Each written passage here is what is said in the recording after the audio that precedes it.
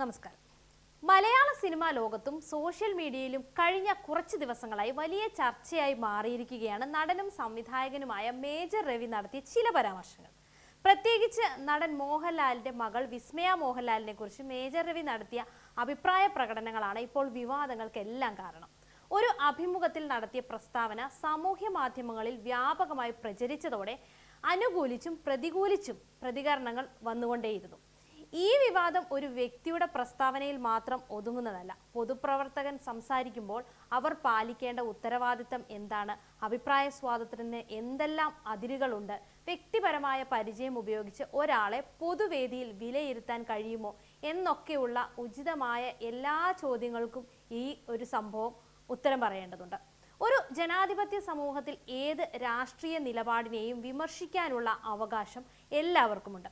അതുകൊണ്ട് തന്നെ ആ വിമർശനത്തെ പോലും ചോദ്യം ചെയ്യാനും മറ്റുള്ളവർക്ക് അവകാശവുമുണ്ട്.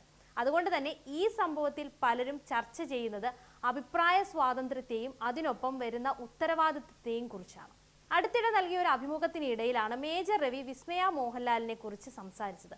തന്റെ വ്യക്തിപരമായ പരിചയം പരാമർശിച്ചുകൊണ്ട് വിസ്മയയുടെ രാഷ്ട്രീയ അറിവിനെ കുറിച്ചുള്ള അഭിപ്രായമാണ് മേജർ രവി പങ്കുവച്ചത്. വീഡിയോ സാമൂഹ്യ മാധ്യമങ്ങളിൽ പ്രചരിച്ചതോടെ അത് വ്യാപകമായ ചർച്ചയ്ക്ക് വഴിവെച്ചു. ചിലർ മേജർ രവിയുടെ അഭിപ്രായത്തെ സാധാരണ രാഷ്ട്രീയ വിമർശനമായി കണ്ടപ്പോൾ മറ്റൊരു വലിയ വിഭാഗം അത് വ്യക്തിപരമായ പരാമർശമായി വിലയിരുത്തി. ഒരു യുവതിയുടെ രാഷ്ട്രീയ നിലപാടിനെ വിമർശിക്കുന്നതിന് പകരം അവളുടെ വ്യക്തിപരമായ പരിചയവും ബാല്യകാലവും ചർച്ചയിലേക്ക് കൊണ്ടുവന്നതാണ് പലർക്കും അംഗീകരിക്കാൻ പോലും കഴിയാത്തത്. വീഡിയോ വൈറലായതോടെ ഫേസ്ബുക്ക്, യൂട്യൂബ്, ഇൻസ്റ്റഗ്രാം, എക്സ് തുടങ്ങിയ സോഷ്യൽ മീഡിയ പ്ലാറ്റ്ഫോമുകളിലെല്ലാം വലിയ ചർച്ചകളാണ് ആരംഭിച്ചത്. വിസ്മയയെ പിന്തുണച്ചുകൊണ്ട് നിരവധി പോസ്റ്റുകളാണ് പ്രത്യക്ഷപ്പെട്ടത്. ഒരു വ്യക്തിയുടെ അഭിപ്രായത്തോട് യോജിക്കാതിരിക്കാം, എന്നാൽ അതിൻ്റെ പേരിൽ വ്യക്തിപരമായ രീതിയിൽ സംസാരിക്കേണ്ടതില്ല എന്നതാണ് പലരുടെയും നിലപാട്. ഈ വിവാദത്തിൽ ഏറ്റവും കൂടുതൽ ഉയർന്ന വിമർശനം വ്യക്തിപരമായ പരിചയം പൊതുവേദിയിലെ ചർച്ചയുടെ ഭാഗമാക്കി എന്നതാണ്. ഒരു വ്യക്തിയെ വർഷങ്ങളായി അറിയാമെന്ന കാരണത്താൽ അവരുടെ ഇന്നത്തെ ചിന്തകളെ പൂർണ്ണമായി വിലയിരുത്താനാകുമോ എന്ന ചോദ്യമാണ് പലരും ഉയർത്തിയത്. മനുഷ്യർ കാലത്തിനനുസരിച്ച് മാറുന്നു. വിദ്യാഭ്യാസം, ജീവിതാനുഭവങ്ങൾ, സാമൂഹിക ഇടപെടലുകൾ എന്നിവയിലൂടെ അവരുടെ കാഴ്ചപ്പാടുകളും മാറുന്നുണ്ട്. അതുകൊണ്ട് തന്നെ ബാല്യകാല അനുഭവങ്ങൾ വെച്ചുകൊണ്ട് ഇന്നത്തെ വ്യക്തിത്വത്തെ വിലയിരുത്തുന്നത് ശരിയായ സമീപനമേ അല്ല. പൊതുവെ വിസ്മയ മോഹൻലാൽ പൊതുവേദികളിൽ വളരെ കുറച്ചു മാത്രമാണ് പ്രത്യക്ഷപ്പെടാറുള്ളതും. സാഹിത്യം, ചിത്രരചന, യാത്രകൾ എന്നിവയിൽ താല്പര്യമുള്ള വ്യക്തി എന്ന നിലയിലാണ് വിസ്മയയെ എല്ലാവരും അറിയപ്പെടുന്നതും. എന്നാൽ സോഷ്യൽ മീഡിയയിലൂടെ വിസ്മയ ഇടയ്ക്കിടെ തൻ്റെ കലാസൃഷ്ടികളും യാത്രാനുഭവങ്ങളും പങ്കുവയ്ക്കാറുണ്ട്. രാഷ്ട്രീയമോ സാമൂഹികമായ വിഷയങ്ങളോ സംബന്ധിച്ച് ചിലപ്പോൾ അഭിപ്രായങ്ങൾ പങ്കുവച്ചിട്ടുണ്ടെങ്കിലും പൊതുവേദികളിലെ വിവാദങ്ങളിൽ സ്ഥിരമായി ഇടപെടുന്ന വ്യക്തിയേ അല്ല വിസ്മയ. അതുകൊണ്ട് തന്നെ ഈ സംഭവത്തിന് ശേഷം വിസ്മയയുടെ പേരാണ് സാമൂഹ്യ മാധ്യമങ്ങളിൽ കൂടുതലും ചർച്ചയായത്. വിസ്മയ മാത്രമല്ല, മോഹൻലാലിന്റെ കുടുംബത്തെ മൊത്തത്തിൽ എടുത്തുകൊണ്ട് നിരവധി അഭിപ്രായങ്ങൾ ഉയരുകയും ചെയ്തു. മോഹൻലാൽ പൊതുവേദികളിൽ മക്കളെക്കുറിച്ച് സംസാരിക്കുമ്പോൾ അവരെ ബഹുമാനത്തോടെയും വ്യക്തി സ്വാതന്ത്ര്യത്തെ അംഗീകരിച്ചും സമീപിക്കാറുണ്ടെന്നാണ് ആരാധകരുടെ വാദം പോലും. മക്കൾക്ക് സ്വന്തം തീരുമാനങ്ങൾ എടുക്കാൻ, സ്വന്തം ജീവിതം തിരഞ്ഞെടുക്കാനും അവസരം നൽകുന്ന മാതാപിതാക്കളെ കുറിച്ചുള്ള ചർച്ചകളും ഇതിനോടൊപ്പം തന്നെ വീണ്ടും സജീവമായിട്ടുണ്ട്.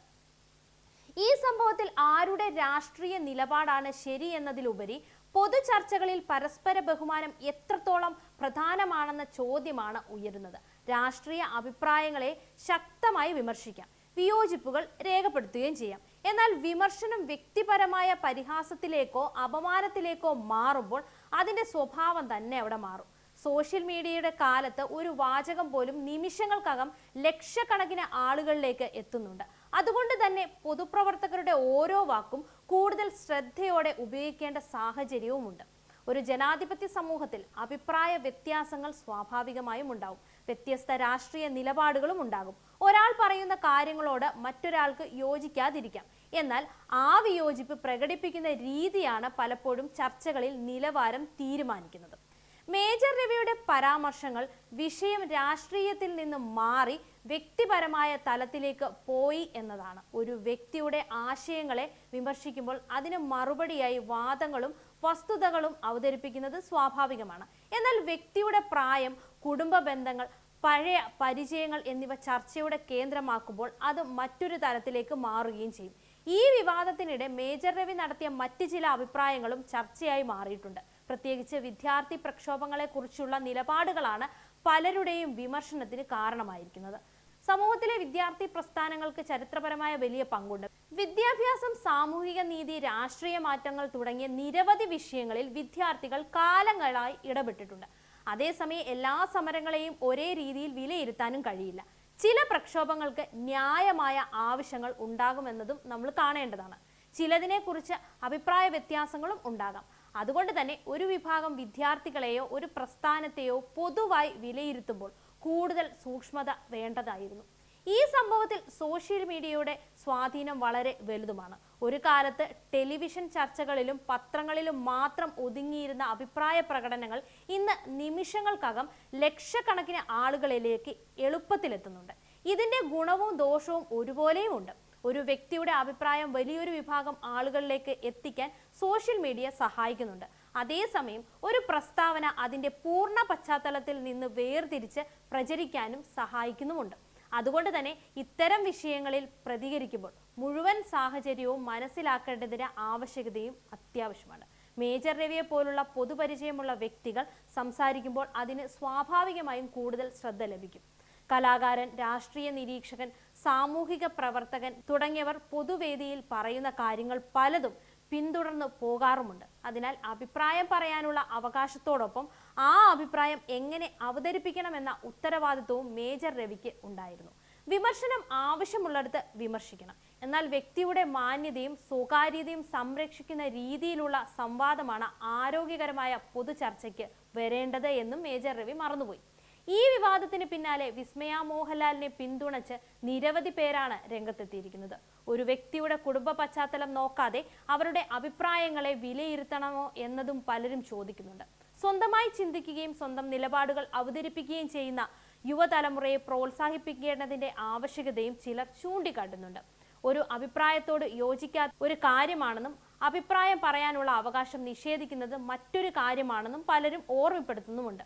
ഇന്നത്തെ കാലത്ത് രാഷ്ട്രീയവും സാമൂഹ്യവുമായ ചർച്ചകൾ പലപ്പോഴും കടുത്ത ഭാഷയിലേക്ക് മാറുന്നുണ്ട്. വിയോജിപ്പുകൾ ശക്തമാകുമ്പോൾ വ്യക്തിപരമായ ആക്രമണങ്ങൾ ഉണ്ടാകാനുള്ള സാധ്യതയും വർദ്ധിക്കുന്നുണ്ട്. എന്നാൽ ഒരു സമൂഹത്തിന്റെ നിലവാരം നിർണ്ണയിക്കുന്നത് വ്യത്യസ്ത അഭിപ്രായങ്ങളുള്ള ആളുകൾ എങ്ങനെ പരസ്പരം സംസാരിക്കുന്നു എന്നതിലൂടെയാണ്. വിമർശിക്കാം, എതിർക്കാം, ചോദ്യങ്ങളും ചോദിക്കാം. പക്ഷേ അതിനൊപ്പം പരസ്പര ബഹുമാനവും നിലനിർത്തണം എന്നതാണ് ഈ വിവാദം നൽകുന്ന പ്രധാന സന്ദേശങ്ങളിൽ ഒന്ന്.